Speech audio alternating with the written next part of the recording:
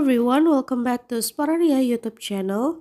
Alright guys, so yeah, in this video I would like to share you a tutorial on how to adjust volume without button on Poco M7 Pro.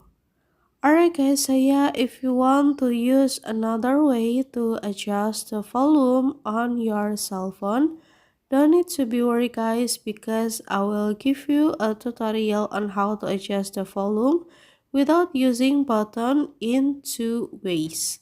And how to do that is very easy. So yeah, without any further ado, now let's get started to the tutorial guys. Alright, for the first thing first that you have to do is now you can go to home screen or any page, and then now you can swipe down to go to control center, and there will be a volume like right here, and then you can adjust without having to use any button. And then the second way is now you can go to settings, and then now you can click sound and vibration, and over here now you can adjust the volume from alarm, volume, ringtone, or media. Alright, it easy right? And so yeah, here's the tutorial.